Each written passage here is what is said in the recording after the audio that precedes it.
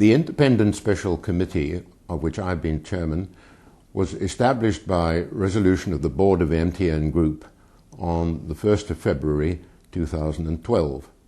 It was asked to conduct an inquiry in accordance with terms of reference which stipulated that I should personally notify the board of the committee's view that it had received full cooperation from the company and access to all individuals, information, documents, facilities as it requested.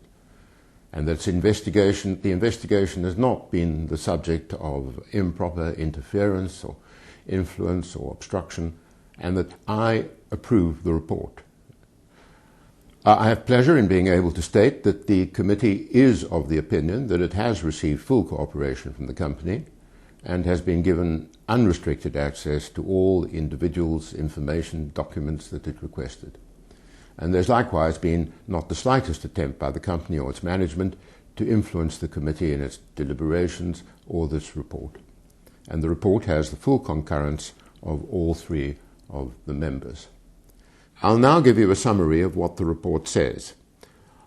On the 27th of November 2005, the Iranian Ministry of Communications and Information Technology issued a license to operate a GSM cell phone system to a company now known as MTN Irancell. MTN Irancell is controlled by two Iranian public bodies, Sehran, which is a subsidiary of the Ministry of Defense, and the Bonyad, which is a large charitable organization. MTN holds 49% of the shares. The ministry had earlier been in negotiation for some 18 months for the grant of the license to a consortium consisting of the same two Iranian bodies and a subsidiary of Turkcell, which had first been chosen as provisional licensee, but negotiations with them had been broken off by the ministry by the 4th of September 2005. On the 28th of March 2012, Turkcell filed a complaint in the district court in Washington, D.C., in which it alleged that MTN had conspired with Iranian officials to oust Turkcell from the successful consortium and take its place by various forms of corrupt practices. They were promising to use influence with the South African government to procure the supply of defense equipment to Iran and to support the Iranian nuclear development program at meetings of the International Atomic Energy Agency, bribing Sehran and the Bonyad with payments disguised as sham loans, bribing an Iranian Foreign Office official, Mr. Gorbanogli, with a payment of $400,000 through a sham consultancy arrangement, and bribing the then South African ambassador to Iran, Mr. Yusuf Saluji, with a payment of $200,000. These allegations rest entirely upon the evidence of Mr. Christian Kilowan, who worked for MTN in Iran between May 2004 and November 2007. He's given two statements in arbitration proceedings brought by Turkcell against the state of Iran, and a deposition in the United States proceedings against MTN. And we've also received other evidence in the form of statements by other current and former officers and employees of MTN and from South African and Iranian officials. Very unusually, we've not found it necessary to decide whether to prefer the evidence of other witnesses to that of Mr. Kilowan. Normally, in my experience as a judge, one's having to decide which is the more likely story being told by two people who both honestly trying to remember, but remember things differently.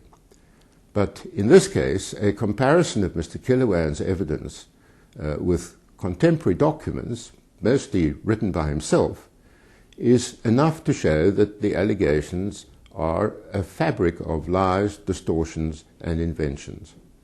And most of this report consists of a comparison of what he now says and what he was saying and doing at the time. And it shows him to be a fantasist and a conspiracy theorist. We've tried to distinguish clearly in our report between those matters on which we are entirely satisfied and those which we regard as no more than probabilities or possibilities. As will become evident if one reads the report, Mr. Killowan's activities have left a number of murky areas and loose threads in the story. We are entirely satisfied that there was no conspiracy between MTN and Iranian officials to remove Turkcell from the successful consortium, no promise to procure the South African government to supply defense equipment or to support Iran's nuclear policy at the International Atomic Energy Agency, and no sham loans.